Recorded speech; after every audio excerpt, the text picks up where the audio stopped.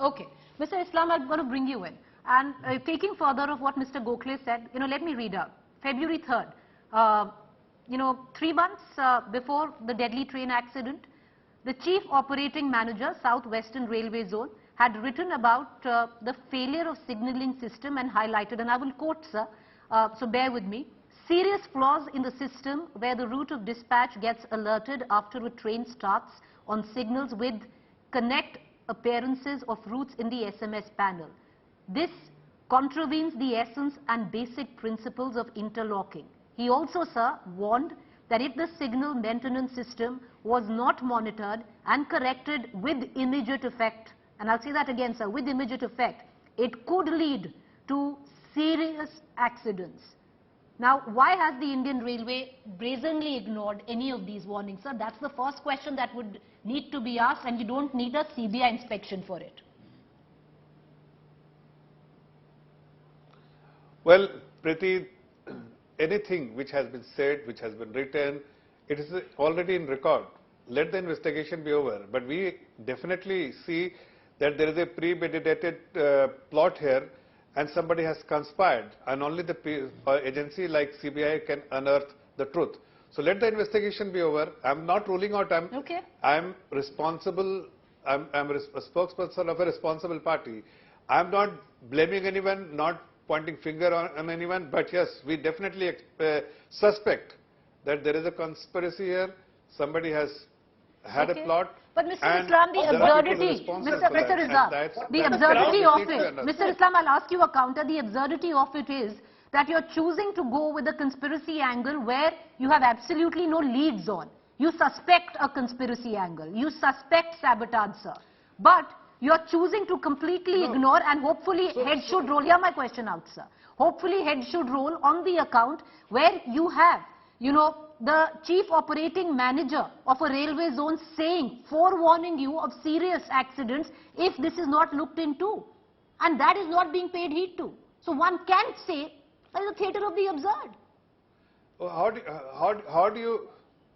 No, who says that that letter has not been acknowledged and the concern has not been addressed by the Ministry of Railways? Because the same accident happened. Who is making this kind of statement that any concern which has been which has been raised and not been addressed?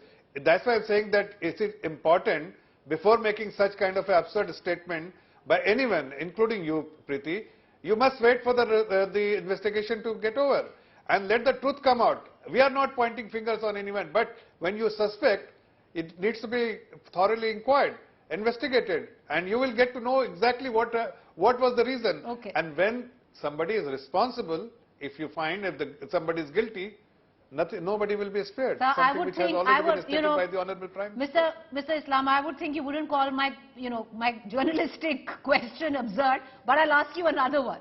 Now, I've quoted you what the report said on the 3rd of February. Let me quote you a CAG report, sir, which highlights that funding for the Rashtriya Rail Sanrakshan Kosh, the RRSK, has been reduced by a 79%. Sir, now this is a CAG report. I would hope you would not call this absurd. It was claimed during the budget presentation that 20,000 crores would be available annually, but this was not done. Has the government, sir, now been careless where passenger safety is concerned? Not at all. I think you must see the overall budgetary allocation for the railways, and particularly for the safety of railway and railway safety purposes. The allocation which was made between 2004 to 2014 was 47,000 crore, and since 2014 till 2023, the allocation by in the budget so far was 109 crore, 109 crore has already been made the allocation for the safety purposes. So how can you say that the fund has been reduced?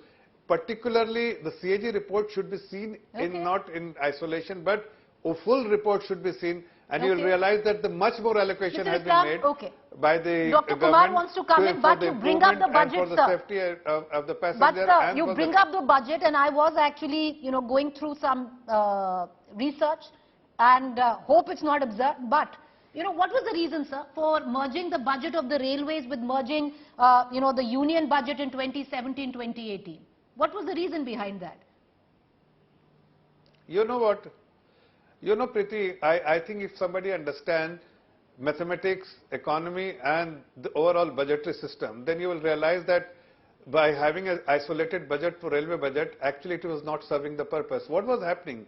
Just do a back testing, then you will realize that every single politician, irrespective of which party they belong, since 1975, they kept announcing one locomotive after another locomotive. So the autonomy of the railways was not undermined by this move, sir? Who has?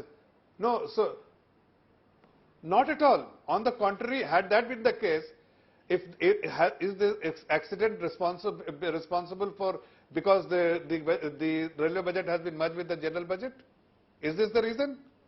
Come on, you have to dig everything in detail and see what since 1975 what is the benefit railway has got because of a separate budget. Mr. Islam, it is only working against the interest of the railway. So I'm no mathematician, so are not most of our viewers. So they have these questions and they will ask.